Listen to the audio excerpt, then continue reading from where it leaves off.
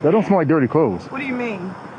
I'm about to show you. This shit been sitting there for months and months and months and months and months. You got to open that up all the way. What is that? Huh? What is that? Dirty thing? No. Open, pull it out. What the fuck? Get the fucking in! Put your hands up! What begins as a routine traffic stop takes a horrifying turn when officers detect a strange, putrid smell coming from the vehicle.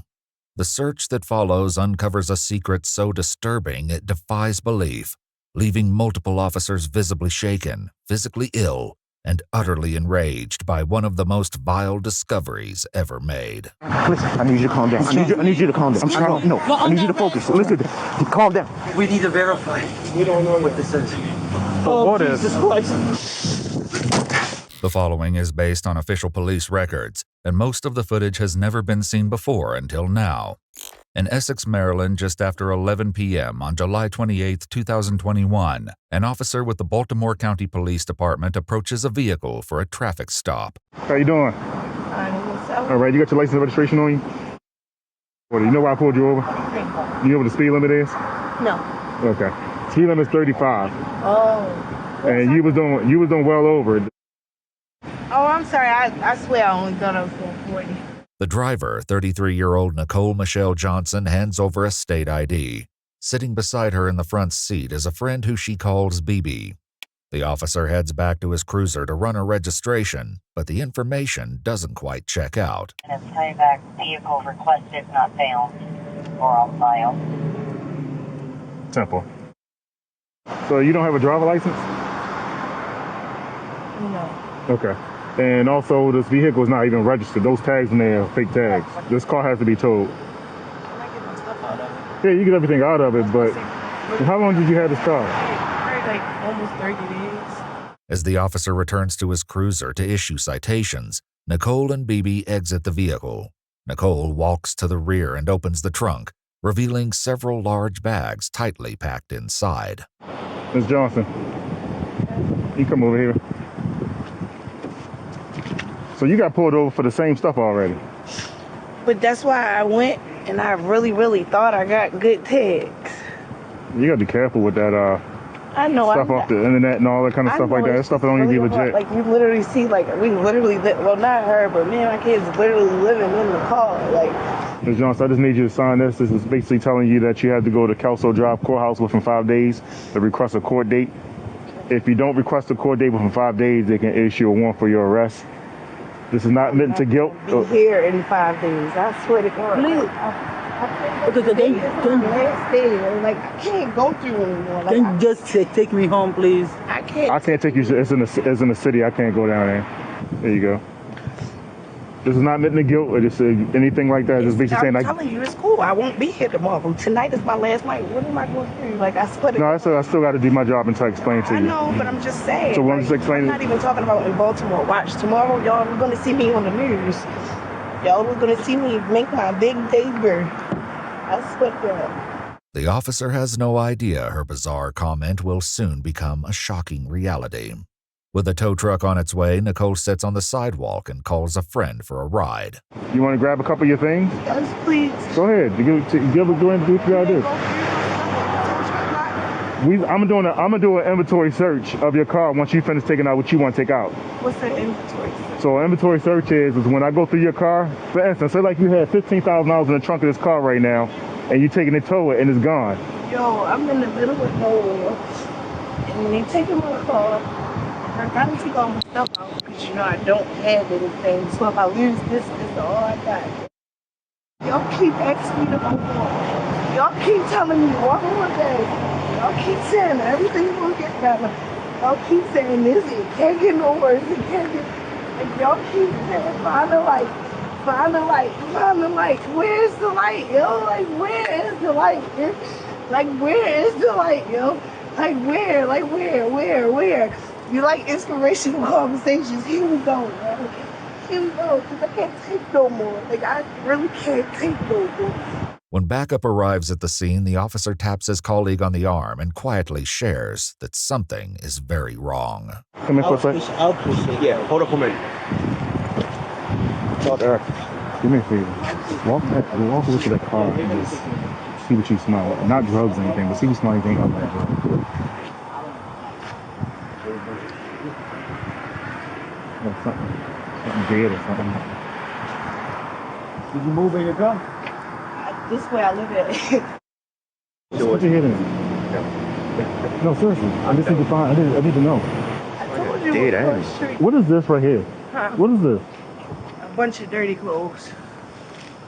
A bunch of dirty clothes. That don't smell like dirty clothes. Huh? That don't smell like dirty clothes. What do you mean? I'm about to show you. I'm about to show you.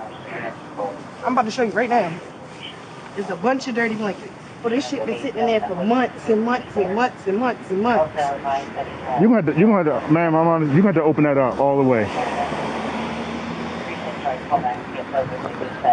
I'm about to open it up all the way. Yeah, you gonna have to open it up all the way for me. Bugs and stuff all over it and everything.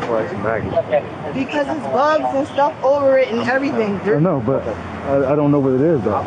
The stench is unmistakable, but finding the source of the smell is easier said than done, as whatever is inside is buried beneath endless layers of plastic trash bags. Literally ripping through all the veins so we can see all the dirty stuff. I don't think that a guilty person would be doing any shit like this, bro. If I take all my stuff out, where am I gonna? I just need this right here is drawing my attention to it, so I'm gonna have to. I need to see it. I know. Just feel it. That's why I'm trying to show you. No. I'm with you. What happened? No, I'm just telling them, giving them some advice. Okay. I'm telling you, you're just gonna find a bunch of dirty blankets. Yeah, but I need this. I need to know what that smell is. I am. I'm about to show you. Nicole turns to the officer for help, and he carefully begins cutting through the thick layers with a knife. You gotta get all the way through to the dirty pissy clothes. Why you got all these blankets? Huh? Why you got all these blankets? Because we stay in hotels, from the hotel to the car. Like, I can even get the hotel. No. You can finish it. I was just curious. Oh, yeah, I can even get to the hotel receipt for you. Okay. They want You ain't got to go through that. I was just curious. keep finding blankets. I ain't found one blanket. Keep finding. Oh, you can keep finding them. What? You see them right there as soon as you open the suit. Huh? Keep finding plastic. Oh, yeah, because as soon as you open it, you going to find them. Let's stand on the front of this car and make sure she don't go nowhere. After cutting through multiple layers of trash bags, officers finally uncover a black suitcase. Just open the suitcase and we can be good after that. There's more blankets still. Can you cut it from here? Can you cut it one more time? And this is what fucking smells, Rita. What is that? Huh? What is that? Dirty thing? No. Pull it out. Pull it. Dirty thing from my husband. Pull the whole bag out. I am. My husband just said the dirty shit, the dirty blankets from my husband. I am. See? Take it out. Take the bag out. Take that bag out of there. I am. Okay. Pull that bag out.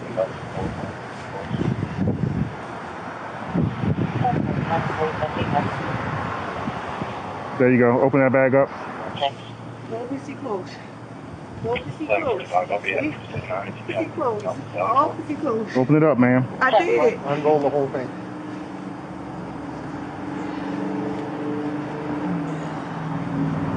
What? Open that up. Open that up. What the fuck? Get the fucking hand. Put your hands up. Don't you fucking.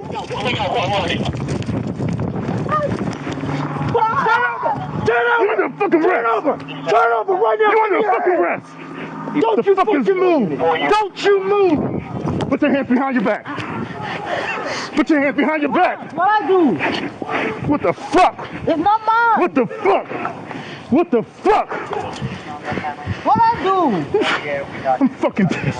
What I do? Give me your other hand! Now! 1110 direct Eastern Boulevard and Wagner's Lane. I don't want to hear it! I don't want to hear it! Get up! On your feet! Roll over! Sit on your butt! Stand up! Deviation on the channel. We don't need that. Don't need that. We got 2 in custody right now, but we need a super. Please don't. No, please I don't. swear to God, if you move, so help me! Can y'all please not arrest her? Please don't arrest her. She don't have anything to do with nothing. She really don't have anything to do with nothing. I will give y'all every name 2357. to everybody. I don't want to hear it. Please don't arrest her. With both women in custody, the officers struggle to process the horror they've just witnessed. No, stay. Hey, no. Calm down. Calm down. Relax. Back up. Have her sit down. Sit down. Sit down. I am. Oh, shit. Relax. Excuse me. You relax. BB, just relax, BB. Keep your mouth closed. I didn't give you permission to talk. Sit down and be quiet. You okay? I'm trying, man. You okay? No. Listen, I need you to calm down. I need you to calm down. I'm trying. No, I need you to focus. Listen, calm down. I need you to focus. Focus on her. Hey, get over there with her. Put your mask on. Put your mask on. Mask up. We're under arrest. Gloves, everything. Everybody should have gloves and a mask on. I'm so fucking mad, yo. What's in there, bro? It's a baby, yo. Come on. Please. Relax, bro. I need you to breathe. Good instincts, okay? I need you to breathe, okay? I'm good. I need you. I'm sorry. Don't worry about it. Can I ask you? No. I'm sorry. I just want to ask you one. There's nothing for me to talk about with you. Do you understand that? No. Do you understand that? But y'all gonna want all the information anyway. We'll get to that point, but right now you need to be quiet. This is not a game. No, absolutely not. No. That's when you killed Absolutely me. not. Well, Absolutely not. you me. Absolutely not. I'm not going to. No, ma'am. No, ma'am. We're not going to take that route. We're not going to take that route. You're going to sit here and we're going to wait. Yes. We're going to get to that point. But don't you say another word. Don't you say another word. Thompson, are you okay? I'm good. Are you sure? It's not okay. I'm good. I didn't ask you to talk. No, just let him. I'm not asking you to talk to him. Can I please take this on my own? She don't have anything to do. Just stop. For your sake, stop speaking. But I'm gonna have to speak to y'all anyway. Okay. But I'm not asking you to speak to me now. I've told you multiple times to be quiet. I'm sorry. You ran from me. You made me chase you. I'm giving you a chance to rest and calm I down. know that was in there. Why would I'm I asking sit there you- and go Walk away through for a it second. if I'm asking you to just stop talking. That's it. Okay. The officer takes the opportunity to walk away and regain his composure, but the emotional aftershock is hard to contain. Oh Allah, I seek thy refuge in you from the whisperings of an accursed devil who whispers into the hearts of men. Can I talk to you for a second? No. Yes. No. Yes. Please, I'm not ready. Are you okay? I'm good. Excuse me. Where? Stop. Make sure. Go take a break. Go over there. Go ahead. Be good. We got it. Excuse me. Where? Excuse me. Ma'am, Stop talking. be quiet. Stop talking. We'll talk to you when we need to. Please be quiet. Enough. Bruh, I'm scared to look, and I ain't. Please be quiet. Scared. Just turn around. Okay. So what are you are taking me from? Oh no. Get her out of here. Get her out of here. Get up. Get up. No. More officers begin to arrive and can only guess at what has the other officers in such a sickened state. I'm gonna say pepper spray happened. No. That baby not back. What the fuck? Hey, you come back. Mask for cool. Get her on. It looks like a kid that's curled up in there. I don't want to look, man. Nope. Just wait. Hold up for a minute. Something just happened there. They're not okay. They not okay. I wasn't okay. That's why I took off. I sat there and I dug through that stuff the whole time. As soon as I seen who he was, I took off running too. So no, they not good. Took the shit out of the car. Like, who take it out in front of the police? Skating around with the bodies in my car. I'm so dumb that I'm gonna take this. We need to verify. We don't know what this is. How do you know we're getting hurt? Oh God.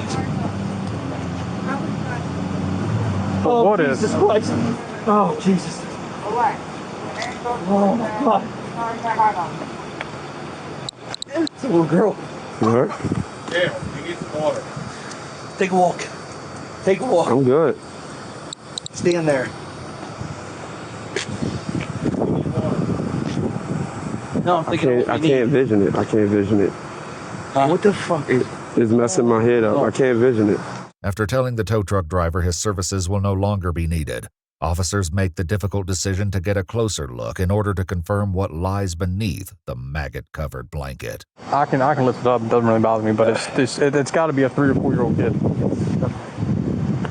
Get it? My gloves are already shit. The problem is the body is so It's in a bad thin. position. Yes. Oh my god, dude, that's a 5. That's a 5. That's a 5-year-old white child. 100%. It's got girl clothes, female clothes, right? Put it. Come here. It almost looks like it has the pigmentation like Michael Jackson had. That's right. So homicide's gonna have to come out, definitely coming out for this. There's no way they're not. Right. Probably. Emmy is gonna have to come here. Probably do warrants for the house. I mean, yeah, 100%. Well, they're gonna have to find who this kid is. How shrunk that skin is too. Probably been a while.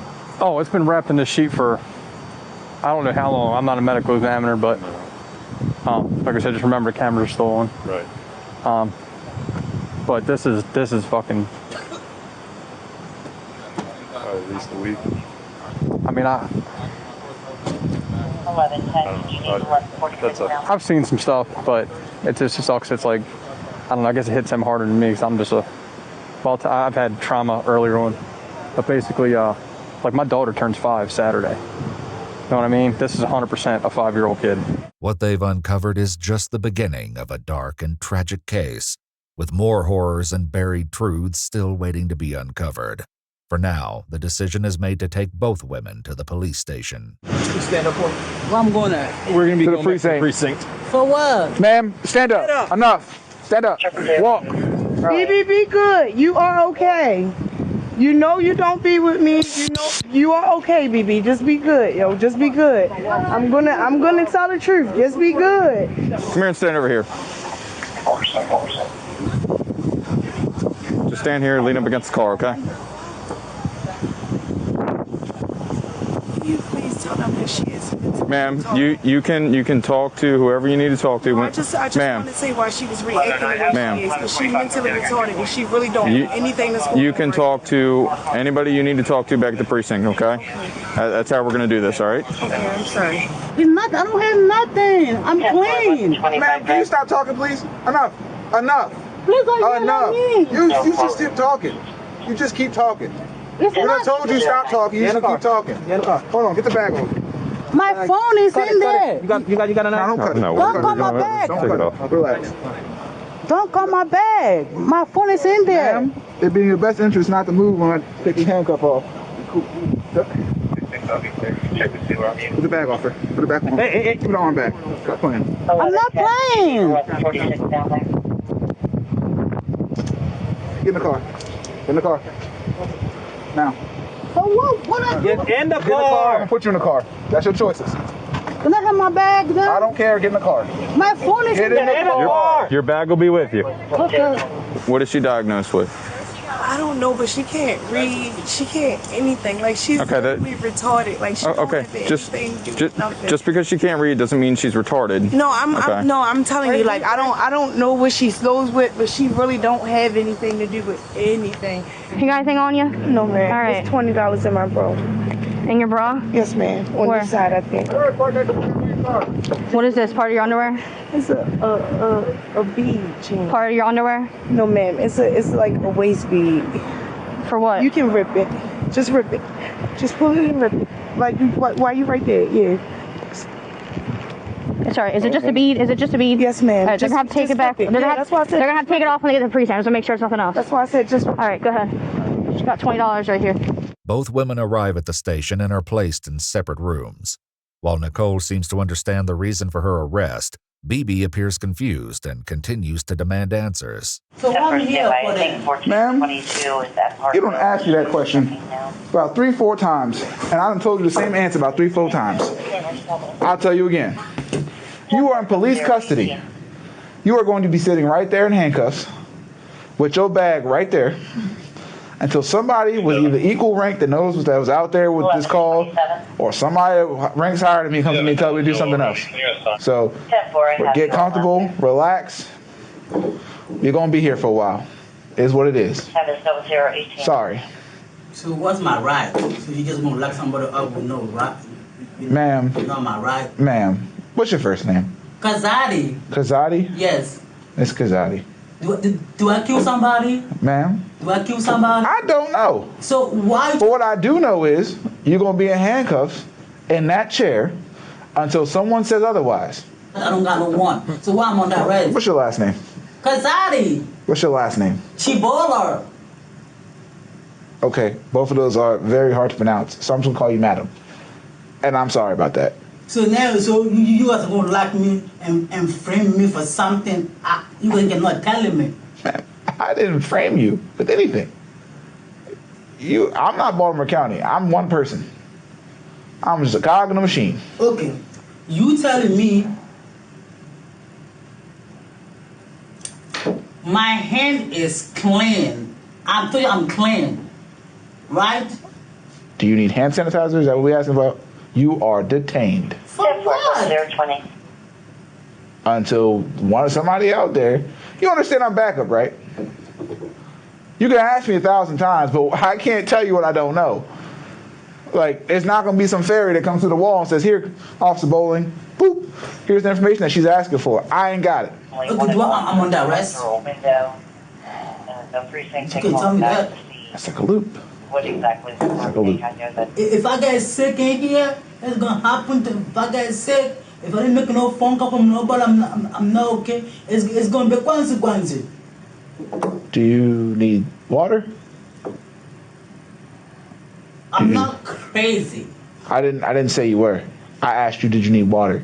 That's what I asked. Yes, I need water. Okay, I can try to arrange for that for you. In a separate room, the officer waiting with Nicole informs her that he can't speak with her about the case. Left in silence, she begins talking to herself. It was okay. She making an argument about it. And I'm all like, what am I arguing for? Just open it and let them look at me. I should have known that person was so stupid. So stupid. So stupid. I don't want to cry so bad. I can't even cry because that shit's Nicole, appearing to wrestle with guilt, will soon have an opportunity to explain the grim discovery. Meanwhile, BB makes a separate request. So can I go to hospital then? I go to hospital then? What is your health complaint, madam? Can I go to hospital then? What's wrong with you? Because my knee hurts. I'm not feeling good. Your knee hurts. You're not feeling well. I'm not feeling well. You're conscious and breathing, so to me you look fine. I'm not fine. Okay, then what's wrong? I'm not fine. Okay, then let's discuss what's wrong so I can get you the help you need. The officer informs his supervisor of BB's complaint, but when he returns for details, he's met with an interesting response. How bad is your knee? Let me see. Can I have my knee? Are you done? Oh, wow. They switch my knee for too hard. What knee is hurting? This one. Okay, show me where you're hurting. Not manicure on your big hole. Okay. Not get that. What did you get that? What did you get that? Okay.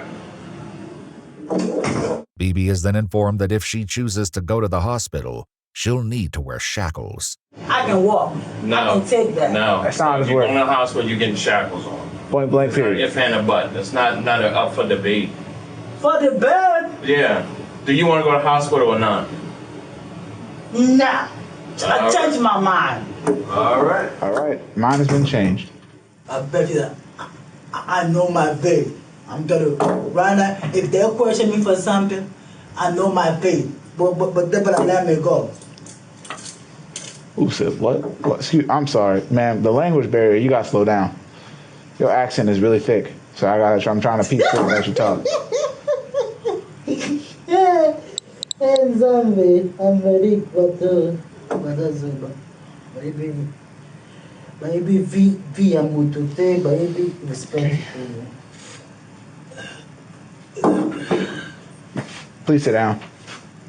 Can I see that? I've been sitting for long. I gotta stretch my legs. I'm gonna tell you one more time to sit down. I'm gonna put you back in the chair. Your choice. I'm gonna sit down. Madam, I'm gonna if I get out of this chair, I'm gonna put you back in that chair, and you're not gonna like me.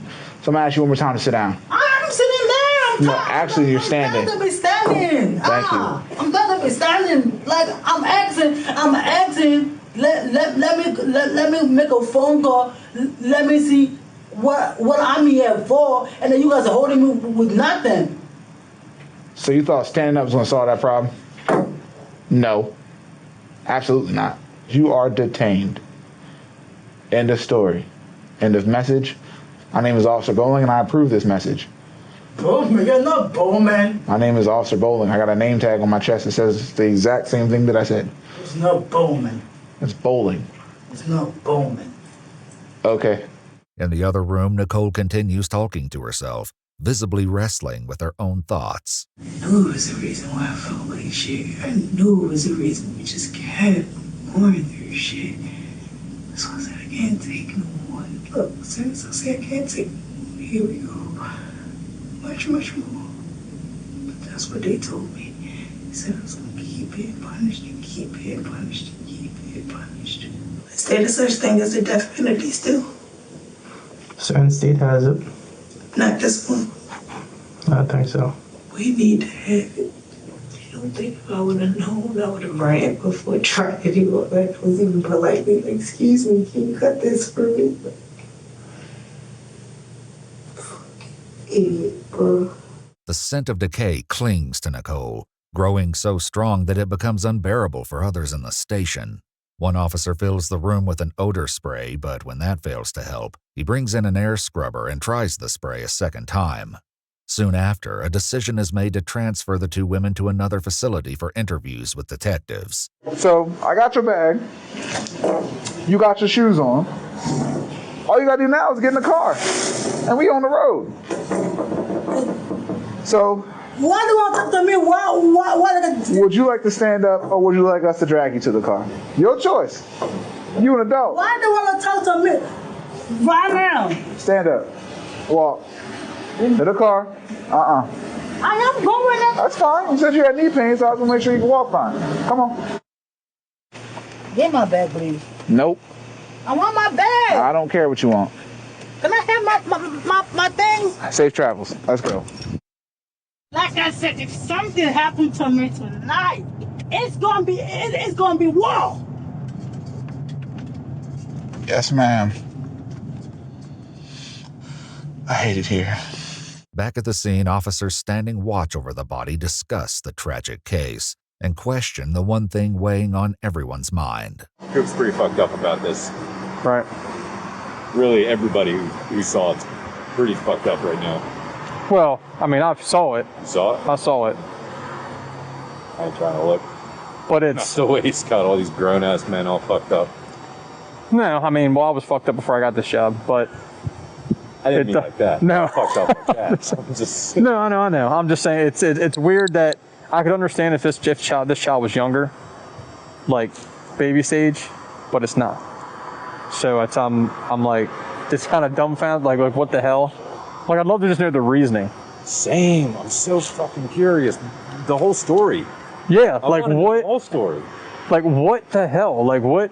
How did this even come to be? Nicole enters the interrogation room with much to explain.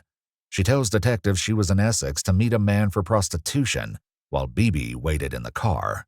She claims she's been aware of the foul smell, but assumed it was a dead rat. Me and my homegirl was doing so much to try to get the smell. But we never noticed it was coming from the back because we don't sit in the back. How'd you try to get rid of the smell? We always thought it was coming through the front of the car, so we got it power washed. You power washed the car, try to get the smell away? The engine.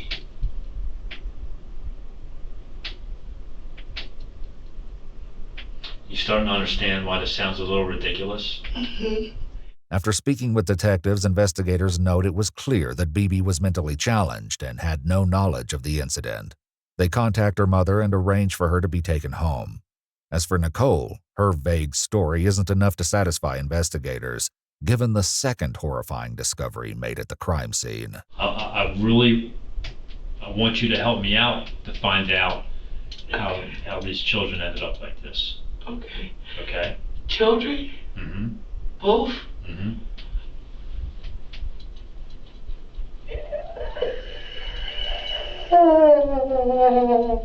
The discovery of a second child came only after homicide detectives began sorting through Nicole's belongings, though the signs had been present from the very start. Me and my kids literally living in the car. Like, you speeding around with the bodies in my car? It was okay. And the whole time I had them. In a black and yellow plastic bin buried beneath the bags and the suitcase containing the little girl were the aged remains of a small boy. The child's body had been wrapped in blankets and placed in multiple layers of trash bags, similar to the girl. Their relation to Nicole comes as even more of a shock. Do you recognize this person at all? Who's that? Who is that? Their mother. That's their mother? Mm-hmm. Who are they? And that's when I had them. If you look at them when I had them. So that's who? That's Jocelyn. And that's who? Remember? Okay. When you look at them when she had them and when I had them, you probably got this picture off her page, but it definitely came from mine. Okay. Because if you look at them when she had them, they were very not taken care of. If you look at them when I had them, they were very well taken care of. 7-year-old Jocelyn Marie James Johnson and 5-year-old Larry Darnell O'Neill were each left in Nicole's care 2 years ago by her sister Deshelle, who claimed she was unable to care for them at the time. Investigators also learned Deshelle has an active case with the Baltimore City Department of Social Services for an 8-month-old infant who was temporarily taken into their care given the current investigation. She didn't take care of kids. She didn't do to him what happened to him. Yeah, but okay, so she's a better person for leaving them then. In any kind of predicament. Like, she knew the predicament wasn't okay. She knew the predicament was fucked up. She knew. Like, she left her kids literally with me selling my ass. She left her kids in the room. She thought you were going to take care of them, I guess. I never told her I was going to. I never asked her to. Hey, come on, bro. I used to have to yell at the mother about washing them. I used to have to yell at the mother about feeding them. Like, I used to have to yell at her about everything. Despite portraying herself as the better caregiver, Nicole couldn't even spell the young girl's name. She also couldn't recall either child's birthday. Whatever belief remained that she'd shown love or responsibility would soon be shattered by the grim truths surrounding their deaths. She lowers herself to the floor as the interview continues. Well, let me tell you this, right? We spoke to your sister and a bunch of your family members, right? Mm-hmm. I don't know that everything that you're saying is making sense. What do you mean? Well, I'm just saying. What do you mean? What did y'all speak about? Well, y'all spoke about her leaving her children? Huh? Y'all spoke about her leaving her children? Well, we spoke about a lot of stuff. And of course it's all going to be against me, huh? Oh, I mean, I don't know.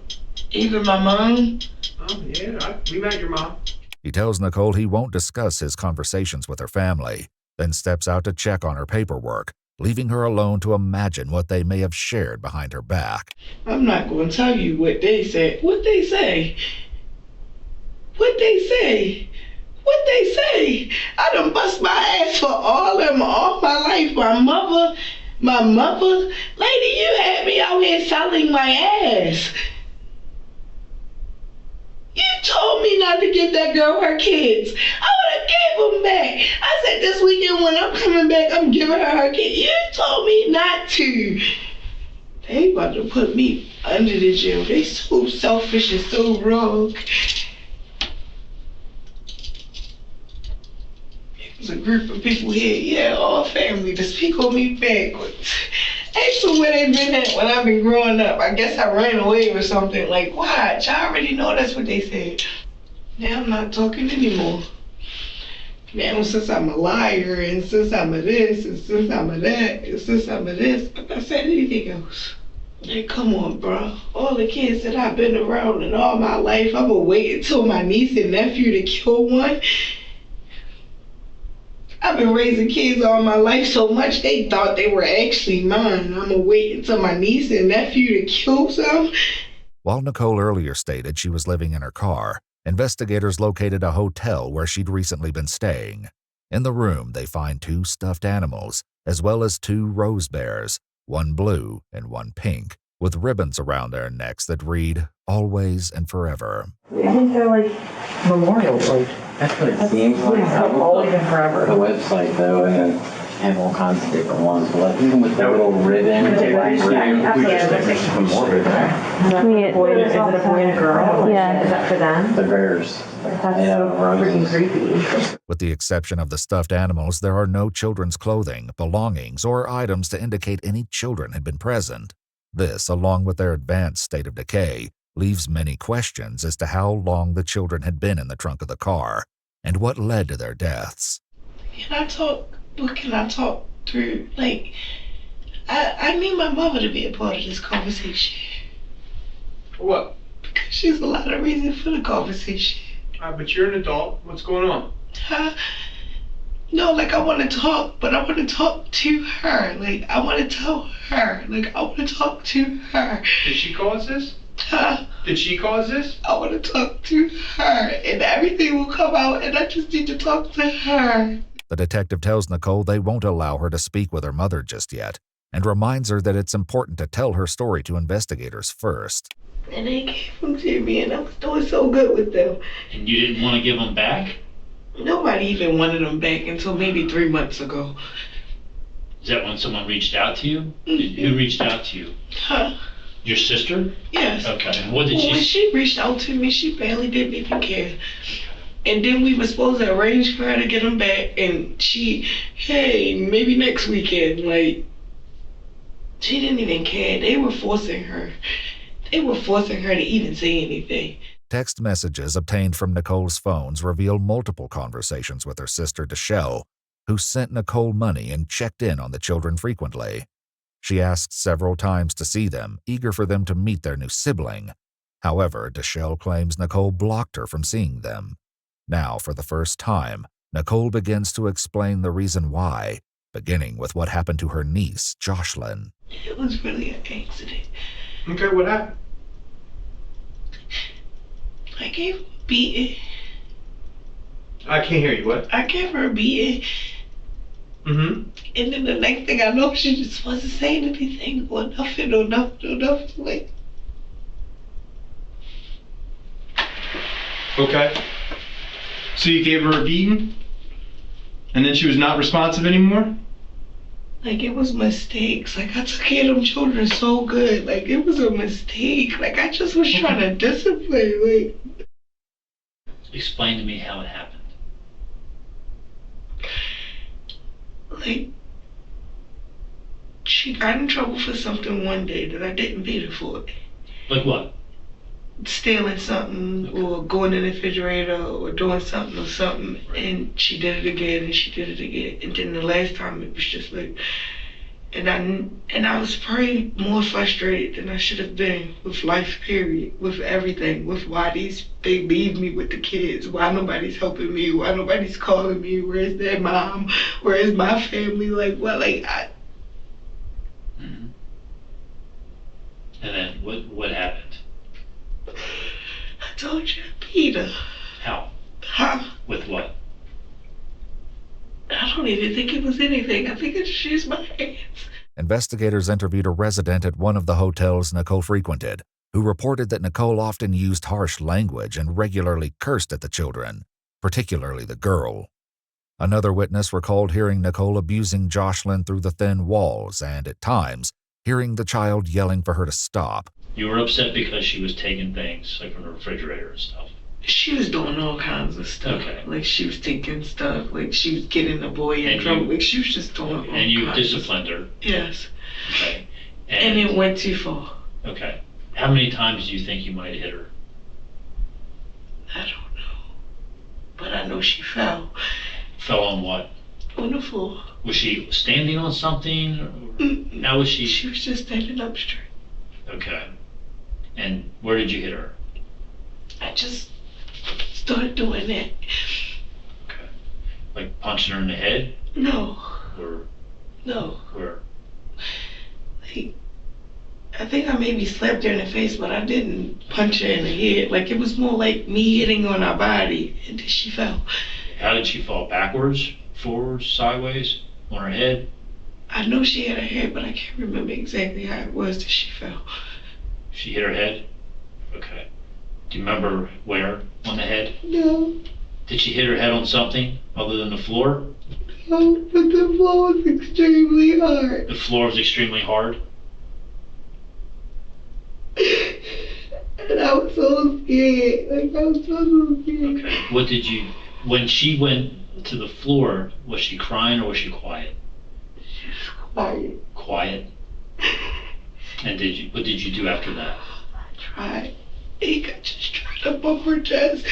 Like, I was bumping on her chest really, really hard. Like, I thought maybe she was like, I don't know. Like, I was just trying. Like, I was just bumping on her chest. Like, I was just trying to get her back. Like, I was just... Okay. And then what did you do next? I laid in the bed with her. You laid her in the bed and laid next to her? Where was the boy at this time? Asleep in the other bed. Okay. Where... I stayed in that room with her. When do you think that was? I told you, maybe last year. And then what did you do with her body after that? I just put it in a suitcase and I kept her. Jocelyn's death is believed to have occurred around May of 2020, approximately 14 months before the traffic stop. Despite this, Nicole continued texting Deshelle as though Jocelyn was still alive. In April of 2021, Deshelle even thanked Nicole, writing, "Thank you for taking care of them so well." Nicole admits she continued traveling from hotel to hotel, carrying the young girl in the suitcase, eventually storing her in the trunk of the car. Jocelyn's body arrived at the medical examiner's office still wrapped in a comforter that contained a cigarette butt. Numerous bruises were found on her body, but an exact cause of death could not be determined due to the advanced stage of decomposition. Still, investigators ruled her death a homicide, citing evidence of physical abuse and neglect. With Jocelyn's fate uncovered, investigators turned to what happened to her nephew, 5-year-old Larry, whom Nicole refers to by the name Stink. So, help me explain the other child. What happened? So he was still with you when the girl's now in the suitcase, in the car. So, he didn't even want to go anywhere else. Like, that's why they said they talk to my family. My family don't know me. Like, you can ask all my friends. Like, as much as I tried to push him off or I wanted to drop him off and I knew I needed to drop him off, he just wanted to be with me.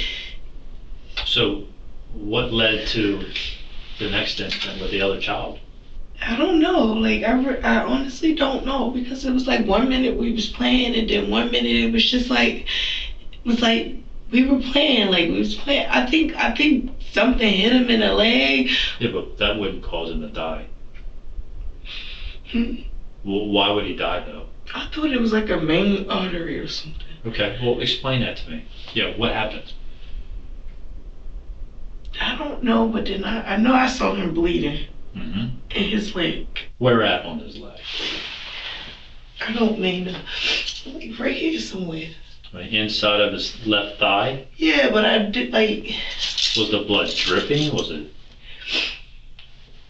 Only way that I noticed it.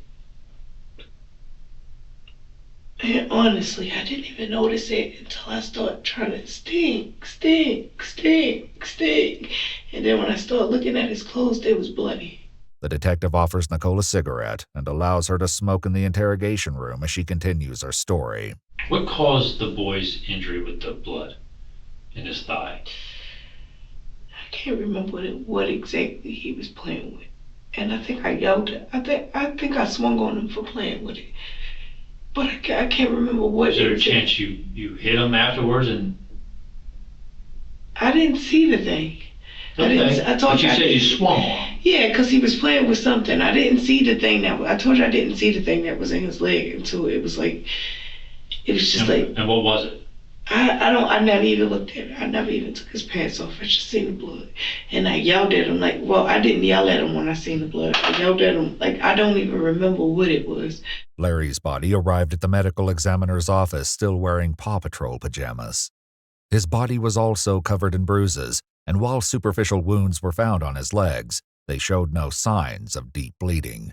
However, internal bleeding was noted around both his knee and elbow, suggesting trauma before death. Like his sister, Larry's advanced state of decomposition made it impossible to determine an exact cause of death. Although she claims not to know exactly what caused his injury, she clearly remembers what happened next. He was just like getting drowsy, just getting drowsy. The last thing he said. So the last thing he said? He said, "Honey, can you lay me down?" What's that? He said, "Can I lay him down?" Can you lay him down? Yes, because he was sitting up in the chair. He said, "Honey, can you lay me down?" And I said, "Yeah, honey." And I went to smoke, and I turned back around, and it was like, "Stay, stay, stay, stay." And he would not answer me. Where did you lay him down at? On the backseat of the car. Okay. And this was about 2 months ago? Or was it more? This month is what? Well, it's the very end of July. I think May. Okay. About 2 months ago. Oh, this shit been sitting there for months and months and months and months and months. In June of 2021, Nicole sent a video to her friend showing the black and yellow tote in the back of her car and spoke about getting odor absorber. According to Nicole, the child would have already been deceased at this time and would soon join his sister in the trunk of the car. Investigators later discovered that neither child had ever seen a doctor in Maryland, had never been enrolled in school, and neither had been reported missing. One additional detail raised further concern. Both children appeared unusually small for their ages. It's got to be a 3 or 4 year old kid. Me and that mom. The girl was, according to your timeline, about 6 years old when this happened? Yes. And she only weighed 18 pounds. You think that's after all of this? Because they were not tiny. Like, you see them in the pictures that y'all printed out are the pictures that I took. And then the boy was only 21 pounds. I don't see how, because they ate all the time. They ate all the time. They ate all the time. They ate everything. So maybe, I mean, is that maybe a contributing factor here? No, I didn't. If some kind of trauma happened, would it be made worse? Yeah, I didn't starve them, though. I didn't starve them. According to doctors, however, it would have taken several months of malnourishment for the children to attain their low weights. The investigation concluded that both minor children lost their lives due to the neglect and abuse inflicted on them by their Aunt Nicole. I just can't believe they came up here and made it seem like I was some type of bad person. Like I was some type of trouble person. Like, yes, I've been depressed all my life because I wanted a mama. But I can't believe that she really came up here and made it seem like I was a bad person. 1 month after her arrest, Nicole's mother emailed Baltimore public officials, pleading with them to intervene and protect her remaining grandchild. The email additionally criticized social workers and Deschelle for not safeguarding the children. Multiple news outlets reported that Deschelle created a GoFundMe campaign to raise funds for their burial, and rumors later circulated that she may have launched as many as 4 separate fundraisers, though all have since been deleted. Following her arrest, 33-year-old Nicole Michelle Johnson was held without bond and later indicted on 14 criminal counts. The charges included 2 counts each of first-degree child abuse resulting in death, first-degree child abuse involving severe physical injury, second-degree child abuse, second-degree assault, neglect of a minor, failure to report the death of a minor, and unauthorized disposal of a body. She ultimately pleaded guilty on August 13, 2024 to 2 counts of first-degree child abuse resulting in death. She was sentenced in February 2025 to life in prison, with all but 50 years suspended, as well as an additional 5 years of supervised probation upon her eventual release. Oh my God. That guy just admitted he killed my daughter. He said that he went out one night, and he went to some girl's trailer and went in with the intention of kidnapping her. It's not that I don't feel emotional, but I keep a very tight frame on it. I used to go to high school with him. He was creepy to me. There was death. The high priest deaths. Killed my goddamn sister. He did shit. She was lit. From the moment Lee was born, Max Porter was very protective of his little sister. Where some big brothers might find their little sisters annoying, Max was happy to spend time with his sister. Whether they were dressing in costumes and putting on skits, or hanging out with their mutual friends, the two were inseparable. The two remained as thick as thieves all throughout high school, and when Max went off to college to major in massage therapy, Lee followed him as soon as she could, even going into the same major. Unfortunately, these siblings couldn't be joined at the hip forever. And when Max moved to California after college, Lee began to struggle. Without her best friend, Lee found herself desperate to stay afloat. She fell behind in school and eventually dropped out. At 19, she began a relationship with a 38-year-old man named Jesse. According to interviews with Jesse, it was while dating him that Lee found herself immersed in a world full of parties, drama, and heroin. This went on for months, with Lee's friends and family noticing her rapid decline into addiction and depression. In May of 2014, Lee made a concerning post on Facebook. Some nights, I can't sleep. I end up staying up all night thinking of all the things in my life I fucked up. You'd think after trying really hard to get back up on my feet and actually doing it, I'd be proud of myself, but nope, I simply can't get out of this state of depression. I would love it if someone would talk to me right now, with an open mind and heart. Lee's DMs were soon filled to the brim with people reaching out to help her. One of the many friends and family members who reached out was a man named Christopher Wade. The two had known each other in high school, but hadn't been incredibly close. Regardless, Chris reached out and told Lee that if she ever needed someone to talk to, he was always there. Seeing him as someone who cared about her well-being, she began confiding in him about the struggles she'd been going through. Jesse was planning on moving away in order to get clean, meaning Lee was about to be homeless. She also told him about her struggles with addiction. Despite the bad choices she'd made, Lee wanted nothing more than to get her life on track, and she was determined to get sober. Eager to help his friend, Chris offered to be her accountability partner on her journey to sobriety, and he even offered to help her move into a friend's house on June 3rd. With some hope for the future, Lee was looking forward to June 3rd and getting her life on track. However, the date came and went, and those closest to Lee realized that no one had heard from her in over 24 hours. While it might be normal to go days without hearing from a friend or relative, Lee always kept in contact with people, and she would update her Facebook page multiple times a day. Silence from her could only mean one thing: something was terribly wrong.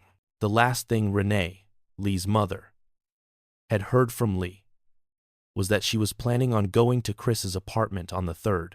Renee called Chris to ask if Lee was with him, and he told her that Lee had left his apartment on the 3rd and had gotten into a mysterious truck.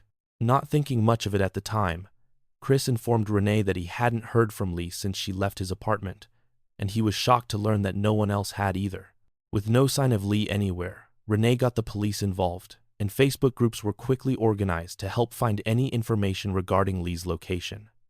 After a week with no sign of her anywhere, the police began interviewing those closest to Lee to see if they could shed some light on what may have happened to her. Eager to find her, Chris spoke to police in the hopes that maybe he could help them track down the mysterious truck he had seen Lee get into. The following mostly never-before-seen footage has been analyzed by a qualified team, including a licensed attorney, a licensed clinical psychologist, and a licensed professional counselor. So I understand that Lee actually came and spent some time with you. Yes. And you kind of repeated that story on Zoom. Yeah. So I'm not going to go through a lot of the details just for that, because I've read the reports. Yeah, you were pretty much in detail with Detective Wilkos this morning about how, she started messaging you back and forth on Facebook in the last couple weeks, and stopped me if I'm wrong and corrected me if I'm wrong, but let me just summarize this a little bit. She had been messaging you, telling you that her relationship was going bad, asked you about maybe having a place to stay. Is that correct? Why would she ask you for a place to stay? She didn't ask me. Okay. As far as it wasn't that it was going bad, it was that she had already broken up with her boyfriend. I asked her if she needed a place to stay, or if she needed money or anything like that. She never asked me for money, but she did initially take me up on having a place to crash for a while until she got back on her feet. As soon as detectives begin questioning Chris on his relationship with Lee, his hand comes up to his face. This could be a sign of discomfort and self-soothing, which detectives will likely take note of. However, being in an interrogation in front of police would make anyone uncomfortable. Tell me, Chris, why would you be so generous and offer to let your place be used by a banned drug user? I guess the best answer to that would be because she's a friend, and I'm extremely loyal to my friends. If any of them, even the ones I haven't spoken to in years, were to ask me for it, I'd give them the shirt off my back. Chris starts out his response by saying, I guess the best answer would be, this seems to imply that he's not just answering, but instead, he's thinking about the best way to answer, and the way that would be the most acceptable to the detectives. The truth would likely be a bit of niceness, mixed with a bit of self-serving motivation. While this is a completely standard motivation for helping someone, Chris is clearly worried that this might make him look suspicious. His words here are likely a slip-up, as they show he's more interested in giving the best answer rather than the truth. I asked her, where am I meeting you, so we can go and get your stuff and get you moved in? I tried asking her several times on that, but she never really replied to that. She would always change the subject. Would she ever get mad at you and act like you were crying? No, not to my knowledge. So during this most recent time when she was spending time with you, was she ever angry? No. She was very depressed. Then around 1 o'clock, we went over to the Boston Market off of 92nd and Sheridan. During this time you were with her, did she talk about her drug problem at all? I asked her how she was doing, and she said she was doing good, and that she hadn't had any temptations or had been using again. Did she seem like she was high at that time? Not really. It seemed, not that I think about it, that she was more coming down off of it. Chris states that he believed Lee might have been coming down off of a high. The short-term effects of coming down would be an elevated heart rate, elevated breathing rate, and an increased blood pressure rate, making the individual seem almost panicky. From how we've heard Chris describe Lee that day, she seemed to be calm and quiet to the point of appearing depressed. It seems unlikely that she was actually coming down off a high. She told you she was? Yes. I am depressed. She texted me on Tuesday morning and said, I'm feeling kind of depressed. Can we hang out? Okay. And so I said, okay. And I was making sure that I was trying to keep her as optimistic as possible. How are you doing then? I treated her out to lunch, being as courteous as possible to her. Asking her, are you hungry? Some snacks? Something to drink when we got back? And she seemed to be somewhat receptive to that. But throughout the whole time, the smiles never went to her eyes. Well, normal smiling will cause the eyes to start to crinkle a little bit, to squint. But when she was smiling, it was just with her mouth. There wasn't any eye movement. So what does that tell you? But now that we've got her coming down, it just might have been that she didn't like lying to me. So you guys were together then, that afternoon after you'd eaten at the restaurant? Yeah. You were back at your place playing video games? Yes. How long did that go on for, do you think? It went on for maybe 2 hours or something? A couple hours. Yeah. Does she bring up the depression issue anymore? No. She doesn't. But I still keep an eye on her. So you're characterizing her behavior on that afternoon as being depressed, is that what you're saying? As depressed, but not self-destructive. By stating that Lee seemed depressed, Chris appears to be leaving open the option that Lee might have taken her own life. We were just getting ready to get back into the video game. Then she leaned in and kissed me. I was letting her go as far as she wanted. Then when it led to the bedroom, we kind of flipped tops between who had the wheel, so to speak. Well, When she started taking off her sweater, I broke it off and asked, "Are you sure about this?" "I'm not asking you to do this." I made it very clear that I was not wanting to impose that on her, or any sort of implication towards that. "Did you end up using a condom?" "No, I did not."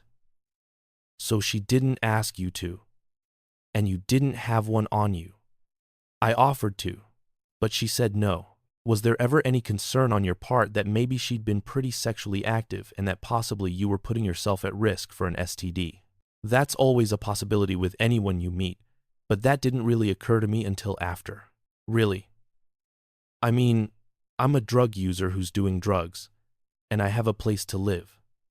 "Well, it seemed to me from my discussions, and I know I'm saying that a lot, but it looked to me from the way she was wording things and the way she was talking that she hadn't really gone that far to get drugs. And I got confirmation from this from her boyfriend, who admitted to using with her for a while but then started cleaning himself up, that she didn't really like the idea of paying for something like that. Afterwards, she just asked, "You know what? I'm tired. Can I just pass out for a while?" And then about, I don't know, an hour and a half after, my roommate came back home. I let him know that I had a guest over and that we were not decent. What did she say inside the bedroom then? For the most part, she was asleep in my bed. Then afterwards, I was out in the living room. We were talking. That's my roommate's name. Then she said something that caused a light bulb, and I started thinking. She had that bag with her that she didn't let leave her side. She went out to get something from her car. She would bring that with her. "What kind of bag were you talking about?" "It was a purple bag. I think it was a Carmelite bag." She was talking about those little velvet bags that they carry around. "Yeah. Statues. 1-1. That type of thing?" "Yeah. Recambri. Recambri. Recambri. Recambri. Recambri. Recambri. Recambri. Recambri. Recambri. Recambri. Recambri. Recambri. In fact, you later looked in that bag?" Afterwards, I saw her drug pair. I only went through the crowd a while back. "So you found out while she was sleeping?" "Yeah." "You woke her up?" "Yeah. I woke her up very gently. I apologized to her because I had looked into the bag." "What was her response to you?" "It violated her privacy." After I explained myself to her, I think she was annoyed that I had done it without her permission. But I think she understood where I was coming from, because as I told her, I was worried about her. So I just wanted to make sure that she was okay. Okay. As well, deceptive people often engage in what is known as emphasis. Emphasis could include many behaviors, with one such behavior being repetition, where the deceptive individual repeats a key point or phrase that supports what they want to instill in the listener's mind. In this case, Chris is repeatedly mentioning how he's a nice guy and was very gentle to Lee, even when he was waking her up and confronting her about her potential drug use. "I woke her up very gently." It's possible that there was a time when Chris was not so proper and gentlemanly with Lee, so he may want to emphasize this supposed gentlemanly side of himself in order to hide his darker side. "After I woke her up, she still seemed kind of depressed, but not as much, so you woke her up to confront her about her drug use?" "Yes. She still seemed kind of depressed. So I did what I don't normally do. If someone asks me to do a tarot reading for them, I will do a tarot reading for them. But other than that, there's not very many people that I will ask if they would like me to do a tarot reading for them." After I laid out the cards, the first thing that popped out to me were that there were 3 of the major arcana, and those indicate something significant. "Show me what you did." "Okay." "All right. It is unclear which meaning is right. Transversely, it could mean that, in order to get the results I desire, I must do something morally wrong." In time, it seems the meaning behind the card became all too clear for Chris. The cards I used, I remember 2 of them well. I'm about 95% sure of the other 3 were those: death the High Priestess, the Three of Cups, Ace of Wands, and Judgment. Overall, I told you that this was one of the more optimistic readings that I had ever done. A lot of these cards, literally almost all of these cards, death accepted, are very positive cards. They don't have any sort of, not necessarily negative meaning, but the negative meanings that they do have are not as significant as her, as she would come to physical harm, or anything like that. So you told her it was an optimistic reading? Yeah. So I told her that based off of what the cards were saying, as well as what she had told me, that this, though it may not seem like it at a good time, is actually going to be very good for her. So how would somebody who contacted her and left either a message or her phone notified her or gave her a notification, how would they even know where she was at? Honestly, I thought that that was her ride. I didn't know if she had a car or not, because she said she needed my car to help with storage or moving. So I thought that meant she didn't have a car, and that she had got the ride up here from someone else. It wasn't until Friday afternoon, when her brother Max called me, that I realized she even had a car. Well, earlier you said that she would keep that bag with her at all times, because she went after her car. When confronted over his conflicting statements regarding Lee's car, Chris stops talking and can be heard taking many deep breaths. When individuals are anxious, the body needs more oxygen, so people will use various methods to get that oxygen, such as breathing deep or sniffing. Have you ever traveled with her anywhere after that? No. Once she got in that truck and left your parking lot, you have not seen her since? I have seen her. Okay, where did you go with her? The only place I went with her, besides within my apartment, was to Boston Market, and I showed the officers when they arrived the receipt for Boston Market. You didn't go anywhere else with her? Nowhere else. Have you traveled yourself towards the airport at all in the last couple of days? No. Since she has left, you have not gone out that direction? No, not at all. There are schools up around 98th and 97th, and Grant. Yes. Have you gone east of there? No, not really. I don't really get out all that much. For the most part, I might go out maybe once in a blue moon and have a drink at the bar. But other than that, I stay at home, watch movies, or work on my book or what have you. So we would need to get a printout from your phone's provider. Who's your phone provider? TrackPhone. Is that the actual company that provides the service? Yes. And TrackPhone was able to give us the coordinates for every time your phone pinged somewhere, which they can do. I don't know if you know what that means, but when your phone is aggravated either by receiving a call, sending a text, whatever, receiving a text, it bounces off of a cell tower. Yeah, I understand. So, if we trace your phone, what would it tell us? Notice how this is the moment that Chris decides to tidy up the cards, which is likely a grooming behavior. This suggests that Chris is feeling anxious about the information his phone may reveal about his location. Individuals may engage in grooming behaviors in order to expel nervous energy. This may take the form of grooming themselves, such as adjusting the collar of their shirt or smoothing out imaginary wrinkles from their clothes. It may also involve grooming their immediate surroundings, such as wiping dust off the table, moving a water glass, or, in Chris's case, stacking up his tarot cards. When Chris is asked about what his phone data will show, you can see him covering his mouth, which can be a sign of deception, as individuals may do this as a way of literally covering a lie. Now that detectives know the supposed story of what happened to Lee on June 3rd, it's time for them to ask Chris some hard-hitting questions. Unbeknownst to him, they've been doing their research on him over the past week, and they've discovered some very disturbing information straight from Vicky Wade, Chris's own mother. Can you fill me up on a little bit of Christopher's history growing up? Yeah, he went into the army. Did he get some deployment time? He did some deployment time. He started having nightmares in deployment, and they sent him back. Okay. Did he get discharged? Yes. And what was that? Was that a medical discharge? It was. A medical. Yeah. For psychiatric reasons? Yes. Okay. And he said he didn't get a lot of sleep. They didn't have the barracks set up to where the night crew could sleep. I don't know if that contributed to the hallucinations. I'm not sure exactly what he was hallucinating. What would make you think he had hallucinations? What kind of hallucinations? It's possible that the stress from the deployment triggered Chris to experience psychosis. It's also a possibility that he faked symptoms to get out of the military. But typically, military doctors are able to assess for malingering, which is when someone exaggerates or fakes illness. Growing up, his dad was into pornography. Okay.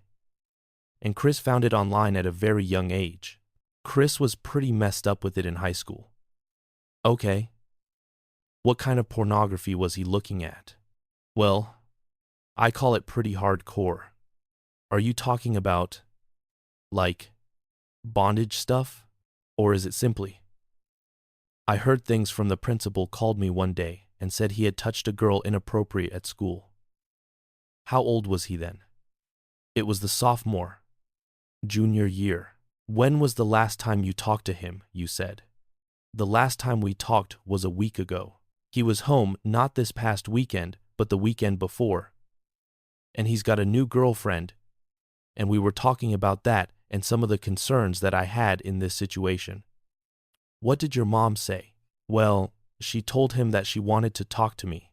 She's pregnant, not by Chris, but by another man. And Chris was. The feeling I got is Chris was trying to rescue her from some bad boyfriends that she's had. Trying to rescue vulnerable women seems to be a pattern with Chris. Not only did he do this with his pregnant girlfriend, but he also tried to do something similar with Lee, offering her a place to stay and some money as soon as he learned she was down on her luck and recovering from an addiction. I asked her if she needed a place to stay or if she needed money or anything like that. This grandiose complex may make Chris feel like the savior or hero who is protecting all of these women. I mean, I don't know. I really appreciate you opening up to me and telling me that. It's really hard because I'm wanting to get in trouble for the past. Right. Armed with this disturbing information, it's time for detectives to confront Chris. Well, the family's pretty concerned about this whole topic. Yeah. And, you know, they're being accusatory towards us. Yeah, directed at you. And they're upset at you about this whole thing. They think you took advantage of her. Yeah. And on top of that, they actually think that you did something to her. And, yeah, I don't really know the mother all that well, but let me tell you one place it's coming from. Okay, it's coming from family, friends, and specifically related to your mother. Telling people things about fantasies that you had in high school. Well, there wasn't anything like that concerning me. Well, how about just fantasies that maybe you might have shared with either your mother or other family members or people about what some of the fantasies might have been in high school? Honestly, my fantasy life is private. I keep that completely separate from my normal life. And most people do. We have people telling us now that you had fantasies in high school of wanting to kill women and bury them in the woods. He said that he went out one night, and we didn't know it. And he went to some girl's trailer and went in with the intention of kidnapping her and taking her out in the woods. The dog started barking at him, and so he got scared and left. Did he say what his plan was to do when he kidnapped that girl? He was going to take her out in the woods and rape her. And kill her? From how she describes it, it seems like Vicky heard that her son was experiencing the desires of a serial killer and did nothing to intervene or get him help. While the incident with the girl in the trailer was 5 to 6 years ago, it's likely that Chris's desire to take advantage of a woman never went away. He just learned that it could be hazardous to act on those desires directly, so he adjusted his method. He may have believed that by zoning in on vulnerable girls he could live out some of his fantasies without as much risk. It seems unlikely that Chris wouldn't remember what the detectives are talking about, and his acting skills don't appear to be fooling them. Under suspicious circumstances in the sense that she's dropped off the map, not made direct calls to anybody that she normally talks to, almost on a daily basis. We're getting calls and we're getting contact by the family who said you did something to her. I don't know you from Adam, but some of these people know you pretty well to the point that they knew what some of your fantasies were in high school.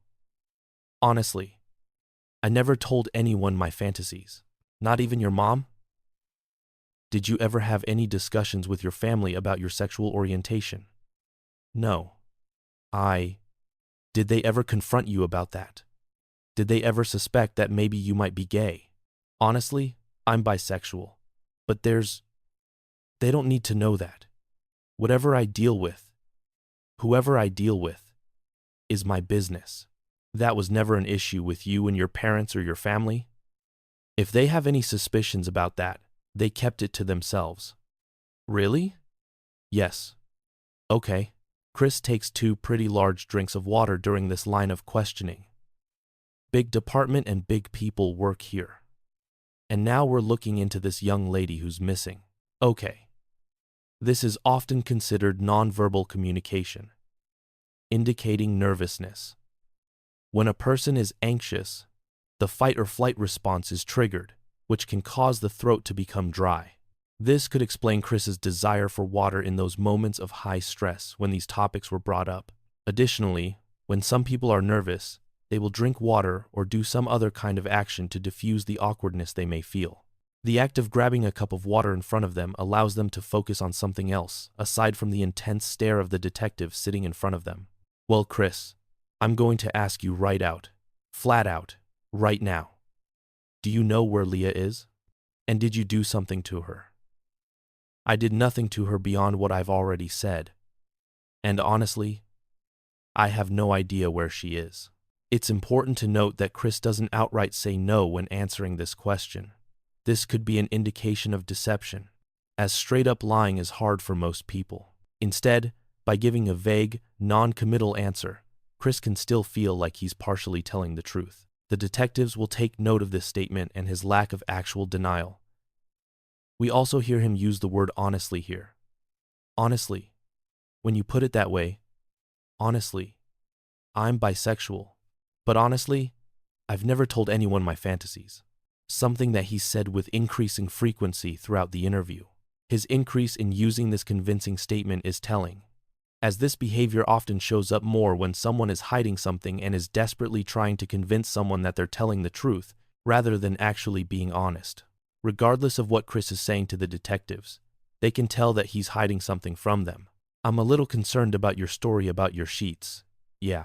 Chris begins covering his eyes in a movement known as eye blocking.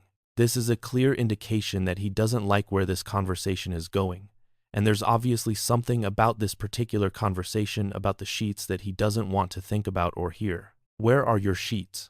My pillows are currently on my bed. As far as the sheets, I have no clue. For the most part, I was checking stuff in the laundry pile.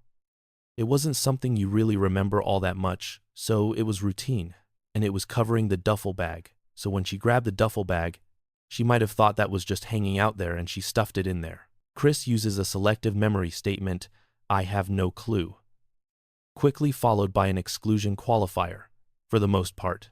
He also begins fiddling with his collar and ventilating his shirt, though this is sometimes seen as a sign of lying. This movement is more clearly an indication of someone's anxiety, as they may be growing hot or uncomfortable, as their body temperature, sweat, and blood flow increase due to stress. That, combined with him nervously rubbing his neck, constitutes a cluster of deceptive behaviors.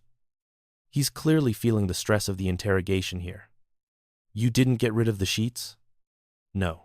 Intentionally get rid of the sheets because maybe there was blood on them? No, sir. If you did, don't be dealing with pellet stuff, If you did it, and because you're freaked out, there's blood on there, she's missing. I understand that. Okay? But for you to tell me, I don't know what happened to them, that I don't understand, because I really do not understand.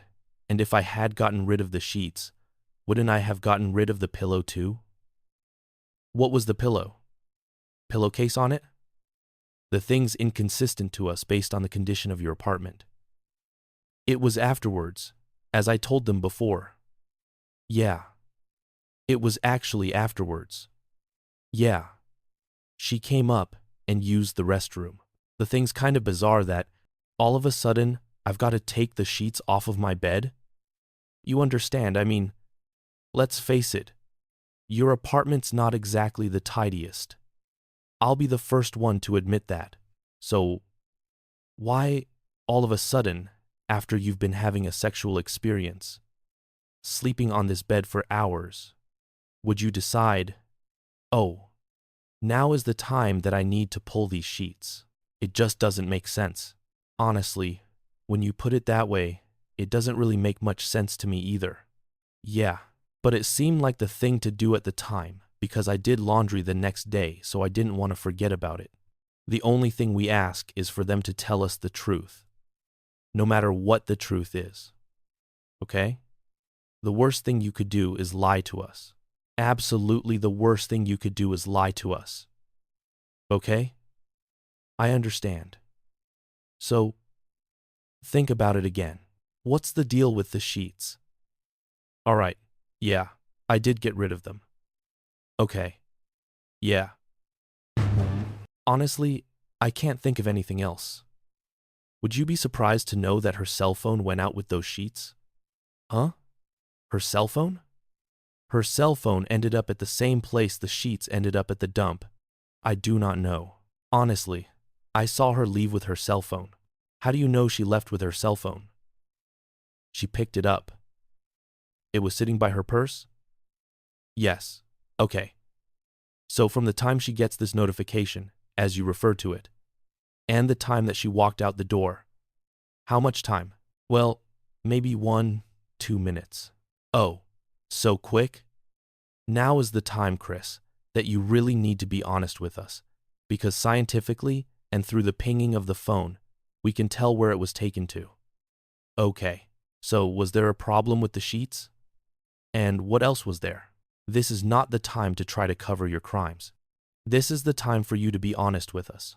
Yeah, I'm just trying to find the words to say, because I'm trying to find the right words, because I know that I have been untruthful. But yes, her phone was with the sheets. Okay, was she with the phone and the sheets? No. Chris, it's time for you to really be honest with us now. No, she was not with the sheets. Did she lie in the dumpster? No. God, no. You understand what we're asking, right? Yeah, I understand it, but still, honestly, I do not know. She left and got into the truck. Nobody knew where she was at, Chris. I know that. We've got her text messages. Yes. We've got her phone records. We know everybody that she talked to that day. That phone record was prearranged. Okay, I thought that she had prearranged to have someone pick her up.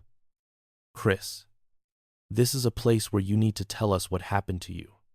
This is your one and probably last opportunity to do this voluntarily. A few minutes earlier, Chris appeared to almost be in the confession body posture, where he was bent forward. However, when the detective pushed him for information, he began to adjust his story again. Perhaps if the detectives had used the tactics of asking him open-ended questions and trying to get him to tell his story without interference, he may have been close to a confession. It's possible that the detectives saw Chris was almost in the confession position and thought if they prodded him, rather than sat back and waited, that they would get the confession. Instead, they pushed a bit too hard, and he shut down. And I'm being accused of something. What do you think? It sounds to me like yes. And I maintain my innocence. But I would like a lawyer. Well, by doing that, what you've now done is that you've caused us to have to stop our interview with you. Yes, I know. And I will give you a business card, and I'm going to tell you not to get out of town? No. I'm going to tell you that if you want to initiate any conversation with us from here on out, yes, you're the one that's going to have to do that. I understand. With that, Chris is given a business card and is allowed to leave the station. Over the course of the next 6 days, the detectives continue their investigation into Chris, collecting as much evidence as possible in order to secure an arrest warrant. However, Before a warrant could be secured, the police received a shocking 911 call. 911? Yes, I'd like to confront the lawyer. Okay. We have a long time to the Seaver. We have a long time to the Seaver. What happened? The case being handled by Detectives Lopez and Lynch. Detective Lopez and Detective Lynch? Yes. Where are you at? I'm at a park here in Westminster. It's on Cherry Street. I don't know the crossroads, but I was at a pond. You were near the pond? Yes. What is your name? Christopher Wade. Detectives were stunned. Less than a week ago, Chris had been adamantly denying that he had anything to do with Lee's disappearance. And now, here he was, confessing to her murder. What had changed? As insinuated by detectives during Chris's first interview, Lee's family were desperate to find out what happened to her. Max, Lee's older brother, knew that Chris was somehow involved in his sister's disappearance, and he was tired of waiting for the police to make their arrest. So, he took matters into his own hands. In an interview conducted on the same day as Chris's 911 call, Max described how he and Jesse, Lee's ex-boyfriend, worked together to discover the truth. The last couple days, me and Jesse have been playing buddy-buddy with him over text, trying to make him think that we didn't think he did it. We got him to meet up with us to do a tarot card reading for my sister. Despite the emotional stress he was under while being near Chris, Max had the smart idea to record every single thing Chris said to him. The confession tapes begin with Chris doing a tarot reading for Lee, claiming that it will give them an idea of her current situation. This isn't the best reading, the best omen for a reading I've done, but it is fairly positive. I don't see any indication of anything or anyone who would want to harm her or physically impede her in any way. But I do see that when she's coming out of this, she'll be the better for it. I don't know about different, but I think that she will be a changed woman when she comes out of it. The only card that has any bad, I guess you could say bad omen, would be the Two of Swords. The Five of Wands is a neutral omen, but it indicates paranoia, so she might be feeling really scared right now. But the Three of Pentacles and the Lovers are both very positive, as is the Six of Pentacles. So I would say there's every chance that once she's found, it'll be safe and sound. It's possible that one of the reasons Chris enjoys doing these tarot readings is because he's able to get people to listen to him and pay attention to him, something he never got in high school and likely hasn't gotten much of as a young adult. It could also give him a sense of power over others, as some people make decisions about their life utilizing these readings, and it's another way to make them do what he wants. Chris, I have one more favor to ask of you, okay? Not as a suspect and family sitting here, but as friends and acquaintances and a group of people that used to know each other and all are worried about this girl who's missing. Maybe badgering you with questions? Would you just tell all of us as friends, like once and for good, like just what happened that day while she was there when she got to your house, and just what took place for our peace of mind, all right? I'm confused why you told me you can't talk about all this. It's good that you are. But they would tell me not to talk to you. They wouldn't tell you not to talk to me. Yeah. No. It's hard to explain the things that go on in my head sometimes to someone else. But Chris, your stories, they didn't add up at all.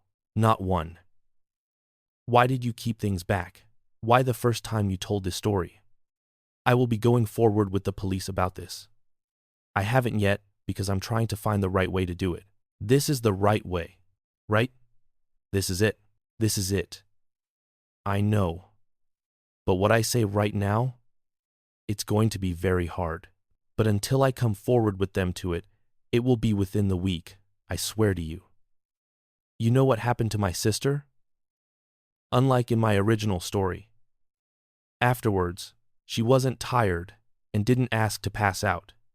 She tried to use that to manipulate me. She wasn't yelling, but she was very venomous. And she grabbed the knife that I keep by my bed. And when we go back, I can show it to you. what happened with the knife.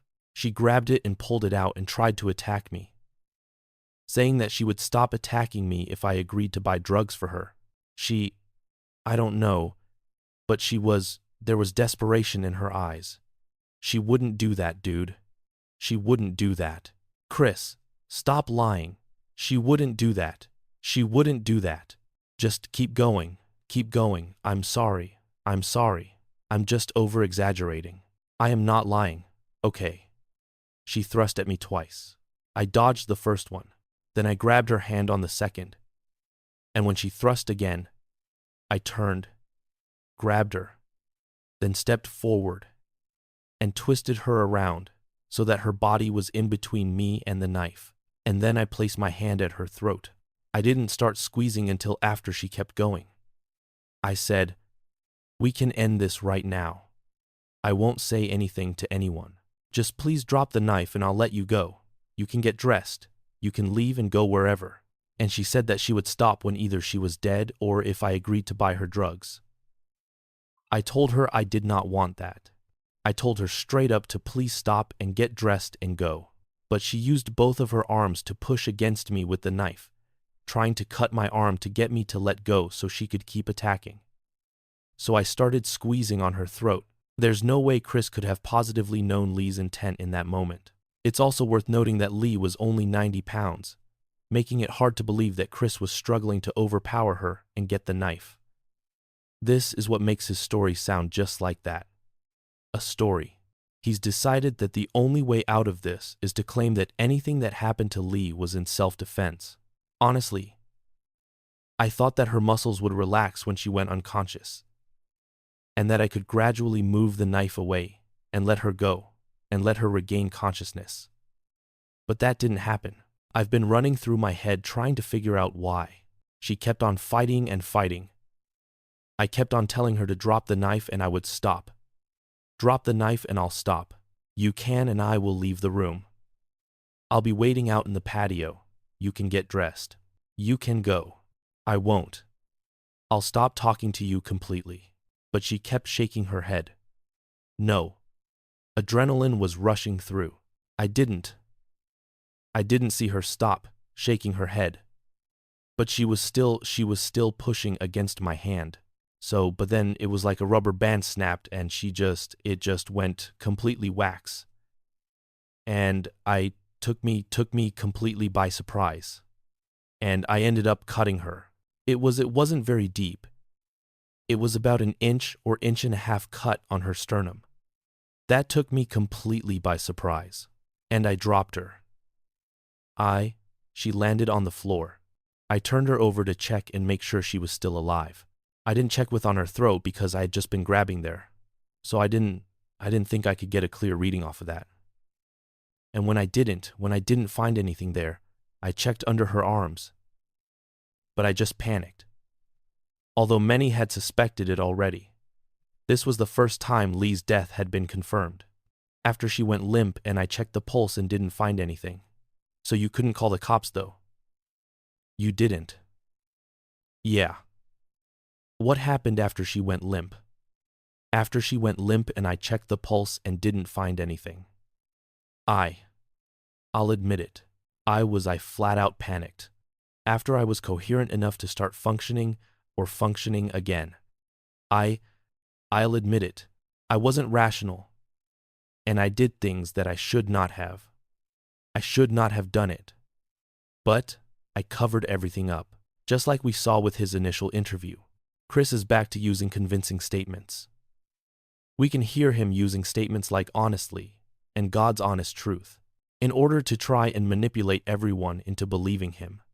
It's possible that one of the motivations behind this confession is that it's possible he knew the police were on to him, and it was only a matter of time before they arrested him.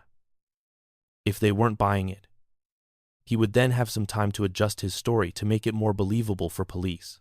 Chris likely had no idea that he was already being recorded. I took her body and I put her clothes back on. Then I laid her on my bed and covered her in a blanket.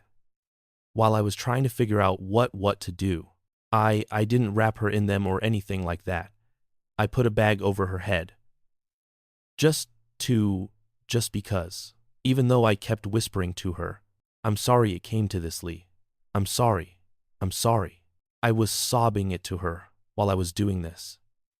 I felt guilty over what had happened after I got rid of her. I didn't want the smell to attract anyone. And they were those odor control trash bags. So I figured I'd lay a couple over her. I put a bag over her head, and then I placed 2 on top of her. Concealing the victim's face is often done for a few different reasons. But in this case, the only likely reason is due to emotional detachment. Some killers cover their victim's face as a means of distancing themselves emotionally from them. By concealing the face, they might create a psychological barrier to dissociate themselves from the person they have harmed, making it easier to commit the act. Due to Chris's pedantic speech, it's hard to tell if he's being honest. He sounds very dramatic at times, such as when he's talking about sobbing to Lee's corpse, as if he's trying to convince the others that killing Lee and hiding her body pained him. The emotion he's trying to portray doesn't match up with the horrifying story he's telling. It's also worth noting that Chris was incredibly meticulous in terms of the steps he took to hide the body, such as using odor control garbage bags. It's almost as if he had planned this in his mind and in his fantasies for a long time. Afterwards, my roommate walked in. He was early, and I just told him that I had a guest over and that she was sleeping. Before he had got home, I had used some rags to clean up the blood, and I put those into a grocery bag, and I put that into the duffel bag with her. I carried it out, and at first I tried the waiting game. When 2 o'clock in the morning rolled around and he hadn't gone to sleep, I decided to try and sneak it past him. I was taking it out.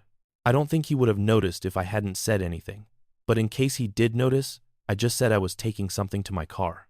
But I didn't take her to my car. I knew that if I was gone for any length of time, he'd get suspicious. So I did the only thing I could think of, and God help me, I put her in the dumpster. It's important to note how Chris repeatedly refers to Lee's body as it, referring to her as it may allow Chris to forget that this is a human body of a girl he has known since high school, thus letting him distance himself from his own terrifying acts. I know you won't believe me, but I will be turning myself in to the police. I will tell them, in his shoes, would want to do. Chris was forced to call 911 shortly after that, and the police soon arrived to arrest him. Max was also brought down to the station in order to give a statement to police. Max certainly brings up a good point. It makes no sense for a 90-pound woman to start a fight with a man who is nearly 6'3", when she knew she would be able to buy substances as soon as she met up with her brother. Because if she had it, she would be trying to kill him for drug money, which that's another inconsistency in his lies. She had heroin on her. Again, Max's logic checks out, and it makes sense that he immediately suspected Chris was somehow involved. Aside from pointing out the issues with Chris's story, Max also points out inconsistencies with Chris's character. During his initial interview, Chris made sure to emphasize how much he loved his friends and how he would be willing to sacrifice anything for them. However, Max's interactions with Chris show a different side of him. Despite Chris claiming that he would do anything for those he cares about, he reveals his profound selfishness when he wishes a migraine on Lee's mother. People with antisocial personality disorder seem to completely delete from their awareness how they contributed to or caused the problem. They only see how other people's actions affect them. Chris's insistence that he is a gentleman despite clearly not acting like one could also be an indicator that he has significant grandiosity and narcissism, something that is very typical of people with antisocial personality disorder. It's possible that Chris believed himself to be superior to other guys. That is to say, the bad ones who mistreated girls like Lee and his own pregnant girlfriend. This is, of course, a paradox, because Chris had long developed desires to kidnap, assault, and murder, and he was. So how many years did you know him total? But it was a small enough school though where you did, like he's an acquaintance. He's someone I knew in school. I didn't really. He was creepy to me. In high school, He just looked like he was creepy. And that was it for me right there. I talked to his mom, like 2 days ago, because I heard that he had thoughts of raping and killing a certain girl while he was in high school. And I wanted to confirm it. All these plans to assault girls demonstrates that Chris was a ticking time bomb. Sadly, his verbalized desires were not taken seriously. Oftentimes, they just need to be presented with an opportunity, a situation where they feel they can get away with it. You described Chris as being creepy in high school and weird. Can you describe, the creepiness? Things that he did that would cause people to characterize him as being creepy and weird? I'd seen him in high school and, he looked frustrated with himself all the time. And he also, just the way, you just see somebody and just know that they're just weird, and it's not even like with drugs or anything. He's just really weird. I know that, he thought.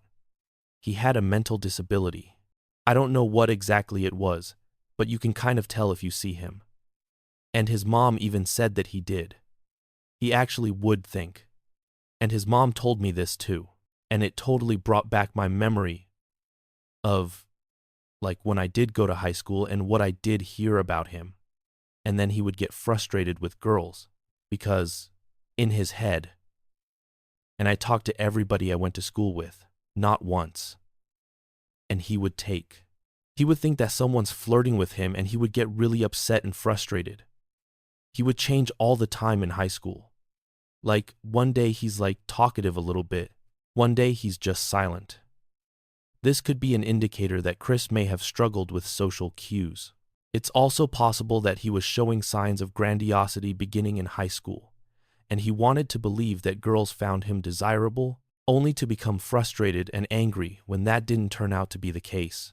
This may have contributed to Chris gradually developing anger towards girls, which ultimately accumulated and led to him wanting to seek revenge against women in general for not acknowledging him, with the insightful information they'd gathered from Max. And now that Chris had confessed, it was time for detectives to once again question him and get to the bottom of what actually happened to Lee. Only this time, he has his attorney with him. Much like his confession in the park, Chris's story starts out similar to his original story. Lee came over to hang out, the two got food, played some video games, and then Lee kissed him, leading to the two sleeping together. Then afterwards, she wasn't tired, but she did try to sweet-talk me into buying drugs for her. And when I told her that no, I wouldn't buy her drugs, she escalated from there, trying just regular persuasion, then coercion. She wasn't yelling, but she was very acidic in her words. Chris's nonverbal communication is locked down tight. His hands are tightly clasped, and while it's hard to be certain based on the angle, it looks like his ankles are tightly locked underneath them. He's not open to the officers at all, or even his attorney, and I tried to explain to her that the sex was an unplanned thing. That was her from the start. I had no other feelings for her beyond that of a friend, and she grabbed the knife that I keep by my bed. She grabbed the knife and pulled it out, and she started threatening me with it. Immediately, there are some issues with Chris's story. First of all, he claims that he has no feelings for Lee other than friendship. However, according to his Facebook DMs with Lee, that's not quite true. When Lee was briefly considering moving in with Chris in order to stay off the streets, he told her she could sleep in his bed and that he wouldn't mind having a relationship with her. Lee made it clear that she wasn't interested in Chris, calling into question whether or not she would have actually slept with him, or if this is just another thing Chris is lying about. Additionally, Chris claims that Lee grabbed the duct tape knife he kept between the wall and his bed, considering that this was the very first time Lee had ever been in Chris's room. So it's hard to believe that she would know that the duct tape object poking out from between the mattress and the wall was a knife. It was overhand, straightforward, and I thought I kept a firm, but not too firm grip on her hand. Lee, please stop, and I'll let you go. You won't hear anything about this from me to the police report or anything like that. You can get dressed You can grab your stuff. You can go right now. I won't stop you. And she said no, it was not going to work out like that. That's exactly what she said? Well, she said no. If I can't have drugs, then I want to die. It's interesting to note that Chris telling Lee he would let her go free and never speak with her again sounds more like something you would say to someone you had just attacked, as opposed to something you would say to someone who was attacking you. His hand covering his chest is a protective gesture, which would make sense as he's talking about allegedly being attacked. However, the collarbone is a sensitive area of the body, and covering it could be a subconscious, self-comforting gesture. It may indicate that he's feeling vulnerable or emotionally guarded during this conversation. It could also be an attempt to create a barrier between himself and the detectives, signaling a desire to protect himself because he might not be telling the truth. I guess I wasn't paying attention after a while, because the adrenaline was getting to me or something. I didn't notice her stop shaking her head, but I did notice that she was still struggling against my hand. But then after that, I let go. I laid her back down to the floor, and I panicked. At this point, do you wish to continue to speak? Yes. As Chris continues his story, notice how his feet and body are angled away from everyone else at the table. This posture is commonly known as a closed nonverbal cue and could be an indication of discomfort and disinterest, as facing towards someone else when speaking to them is a sign of being engaged in the conversation. People's feet often point in the direction that they want to go. His feet are aimed away from the room, showing that he wants to leave. People can much more easily lie with their hands and mouths than they can with their feet, because we aren't taught to watch our feet when we lie. No, do. So you say that's not part of your fantasy, so what are your fantasies? I'm going to say, do. Again, counsel you not to answer the question. Chris acts very oddly when asked this question. Where most people would vehemently deny such a disgusting accusation, Chris gives an emotionless, no, ew, as he says this. You can actually see him shake his head up and down, almost like he was shaking his head yes, while verbally replying no, once again indicating that while Chris may be telling the police one answer, he's clearly thinking about another. With Chris bringing up his dark high school fantasies, detectives try to dig a little deeper into his innermost thoughts. When we talked the other night, you told us about a couple of girls in high school that you were still angry at. I'm not angry at them now, but I was very angry at them in the past, when I was in high school. I know they were just being kids now, but back then, I was very, very angry at them. And I wrote down the things I would like to do to them in the journal. And where's that journal in it? The one that you wrote all that stuff in? Is that something you kept? No, I didn't keep it. This might seem a little bit bizarre to you, but are you under any kind of treatment for mental health issues right now? No. Have you ever been? I have. It was because I was having nightmares in the army, and the doctors there were more concerned about getting me a full night's sleep and making sure that I was fit for duty than they were about my mental health. It's important to understand that any medical discharge for psychiatric reasons would have most likely involved a serious mental health diagnosis, which effectively rendered Chris unfit for future military service. Do you hear voices? No. But the main factor in me deciding to come forward with the truth is somewhat bizarre. I'm going to ask you again to not reveal any further details. It's important to note that an attorney cannot forbid a client from speaking with law enforcement, even if they advise against it. The client is in control of the representation, and the attorney has to respect those wishes. Though it's not clear if Chris's attorney advised him to talk to police, it's pretty likely that the attorney told him not to. But Chris decided against this. I guess what I'm trying to get at is if you've got any mental health issues that we need to be aware of. Are you suicidal? No. Have you thought about killing yourself at all? I thought about it briefly, but my point of view is that the easiest course of action is very rarely the right course of action. Have you ever been diagnosed with any mental condition? Yeah. I'm going to ask you,